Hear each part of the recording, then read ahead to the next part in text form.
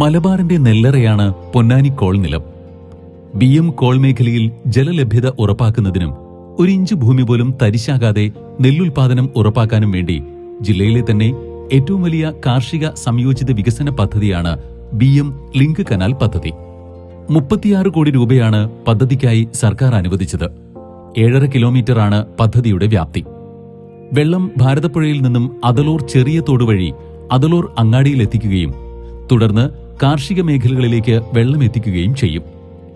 തവനൂർ, കാലടി, പൊന്നാനി നഗരസഭ എന്നീ പരിധികളിലൂടെയാണ് വെള്ളം എത്തിക്കുക. 7.8 കിലോമീറ്റർ ദൂരത്തിലാണ് തോട് തയ്യാറാക്കുന്നത്. ഭാരതപ്പുഴയിൽ നിന്നും അതലോർ ചെറിയ തോട് വഴി അതലോർ അങ്ങാടിയിലേക്ക് ആദ്യഘട്ടത്തിൽ 1.3 കിലോമീറ്റർ ദൂരത്തിൽ പൈപ്പ് സ്ഥാപിക്കും. 90 സെന്റിമീറ്റർ വ്യാസമുള്ള പൈപ്പിടാനാണ് തീരുമാനം. ഭാരതപ്പുഴയിൽ നിന്നും വെള്ളം പൈപ്പ് വഴി കൃഷിമേഖലയിലെ കനാലുകളിലേക്കും തോടുകളിലേക്കും എത്തിച്ച് കർഷകർക്ക് ആവശ്യമായ ജലലഭ്യത ഉറപ്പുവരുത്തുകയാണ് ഇതിന്റെ ലക്ഷ്യം.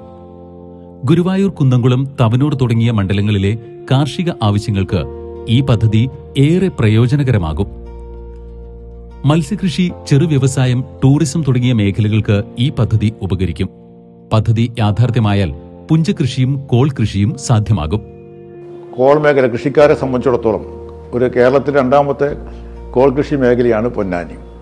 ഈ 5 വർഷക്കാലം വലിയ തോതിലേക്കുള്ള ഇടപെടലാണ് ആ മേഖലയ്ക്ക് നടത്തിയത്. അവിടുത്തെ കൃഷിക്കാർക്ക് ആശ്വാസം പകരുന്ന ഒരുപാട് പദ്ധതികൾ നമുക്ക് അവിടെ ആവിഷ്കരിക്കാൻ പറ്റിയിട്ടുണ്ട്.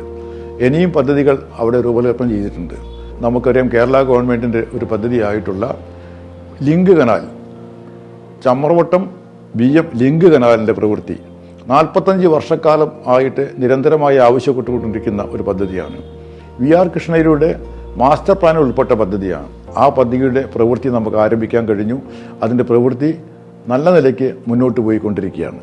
അതിൻ്റെ പ്രവൃത്തിയുടെ പൂർത്തീകരണത്തോടു കൂടി നമ്മുടെ കാർഷിക മേഖലയ്ക്കകത്ത് വലിയ കുതിപ്പുണ്ടാകും. റീബിൽഡ് കേരള പദ്ധതി പ്രകാരവും നബാർഡിന്റെ സഹായത്തോടെയും പൊന്നാനി കോൾ നിലത്തിൽ ചരിത്രത്തിലെ ഏറ്റവും വലിയ വികസന പ്രവർത്തനങ്ങളാണ് പൂർത്തിയായത്.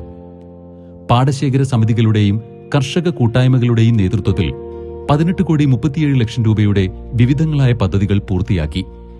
ഇവയുടെ 2ാം ഘട്ട പ്രവർത്തനങ്ങൾക്ക് 8 കോടി രൂപയും അനുവദിച്ചിട്ടുണ്ട്. നിയോജക മണ്ഡലത്തിലെ മറ്റൊരു ബൃഹത് പദ്ധതിയാണ് ജൽ ജീവൻ മിഷൻ പദ്ധതി. 350 കോടി രൂപയാണ് നമ്മുടെ നിയോജക മണ്ഡലത്തിന് മാത്രം ലഭിച്ചത്.